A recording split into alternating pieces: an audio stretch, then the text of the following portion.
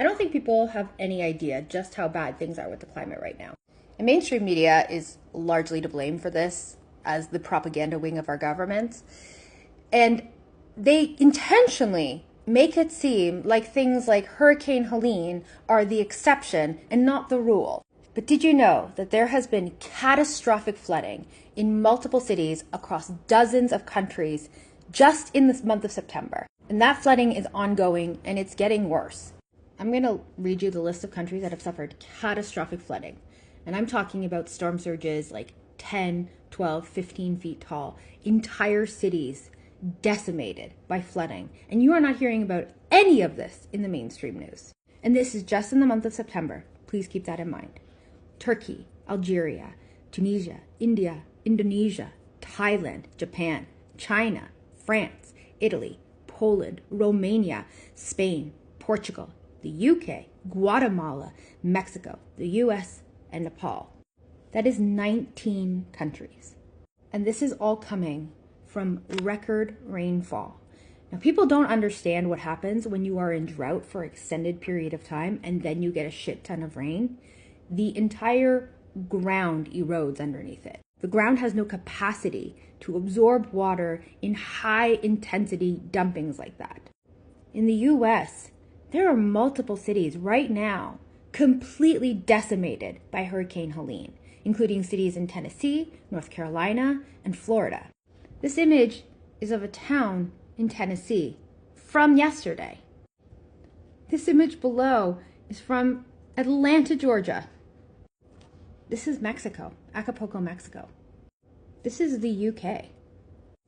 The flooding in Poland has been absolutely out of this world, and it's largely stayed out of the mouths of every mainstream news organization in the West, because God forbid they acknowledge that they are responsible for what is happening. And the reason this is happening, the reason why there is so much water in the atmosphere is because global sea surface temperatures are the same as last year, despite the fact that we are no longer in El Nino. We're in La Nina, which is supposed to cool the oceans. Leon Simons writes, global sea surface temperatures are the same as last year, while El Nino was 2.2 degrees warmer last year. This is unprecedented. As we clean up air pollution over the northern hemisphere mid-latitudes, a new permanent El Nino has been added. Now, if you don't know what he means by that, in 2020, the international community essentially banned or significantly reduced the amount of sulfur dioxide that was being emitted by ships traveling over the ocean. And I'm talking about like the deep ocean, right? The backside of the planet. But by eliminating the production of sulfur dioxide particles into the atmosphere, what they actually did is they caused a massive warming event, because the sulfur dioxide particles were actually reflecting a lot of the sunlight away from the earth and causing a cooling effect. So once those particles dissipated, well, guess what? Now we are actually experiencing the full effects of global warming and climate change. Leon goes on to say here that the 20 to 60 degree north latitudes were kept relatively cool by particulate air pollution, mainly sulfur from coal plants and global shipping. Clean air regulations, cleaner fuel, and exhaust filter systems reduced much of these emissions over the last 15 years, causing less sunlight to be reflected from space and more to be absorbed by the Earth's surface. Like last year, the past 3 northern hemisphere summer months were recorded warm in the NASA GIS temperature dataset. These months generally show less global warming, but were about 1.5 degrees above pre-industrial this year, depending somewhat on the baseline. But sea surface temperatures are now higher than during Eemian, last interglacial about 120,000 years ago, when global sea levels were 5 to 10 meters higher than today. We are in uncharted territory, and most people are kept completely oblivious.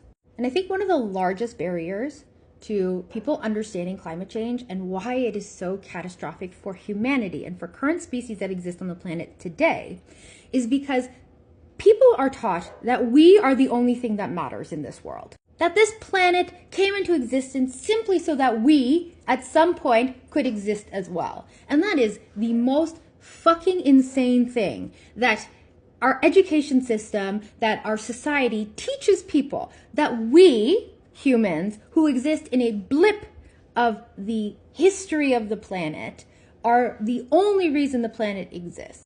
And so one of the main arguments that's used against climate change is that people go, oh, well, this is just how the planet is. It has nothing to do with us. This is just how the planet is. Are you fucking insane? The only reason that humans exist today on this planet, in the forms that we exist in, as Homo sapiens, as evolved creatures, is because we exist in a cooling timeline of the world's planetary history. As in, the planet before us was either too warm or too cold for humans to exist. And then there was finally a time where the world was cool enough, but also still warm enough for people to invent agriculture. And agriculture gave rise to humanity. But this is not something that we just get to have. This time frame that we existed in that allowed humanity to evolve is not guaranteed to us in the future. And instead of our governments, of our leaders who have all the control, instead of these people working towards protecting this time frame, protecting us from escalating or accelerating towards a climate that is no longer habitable for humans, they have done everything in their power to ensure that we reach that space where we can no longer exist as humans in this world as fast as possible. Like, people have no fucking idea how much carbon we have burned in the last 100, 200 years. We are almost out of fossil fuels. Okay, we are almost out of fossil fuels. Do you know how long it took for those fossil fuels to be created in the earth? Millions and millions and millions of years.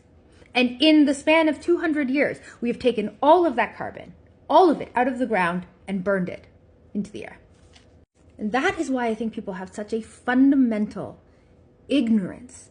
And I honestly believe it's intentional for a lot of people, but a fundamental ignorance to climate change, and why it is not based on some sort of, subjective feeling. Okay, these are objective facts. Even if you are just so incredibly blinded to the idea that the world is heating because you don't fucking go outside, maybe, I don't know.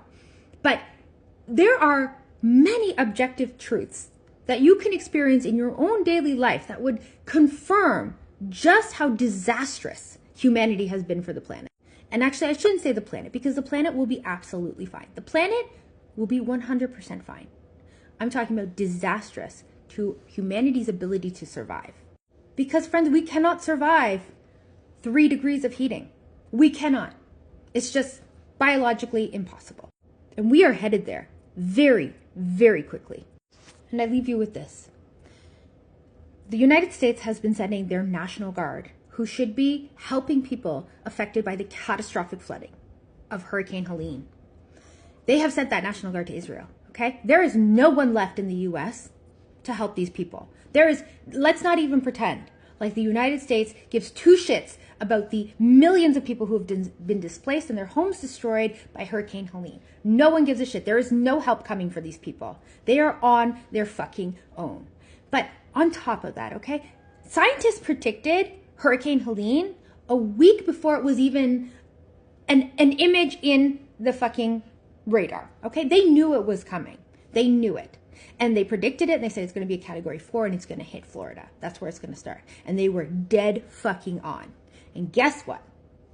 Hot off the press, prediction by GFS, the same people who predicted Hurricane Helene, a Category 3 plus hurricane will be hitting the Florida Panhandle next fucking weekend, October 6th. It's not real ordered, the assassination of Nasrallah from the UN. Netanyahu posted a picture of him making that call.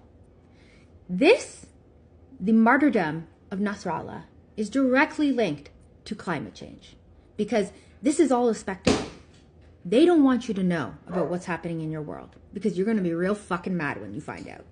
And that is worse for politics than war.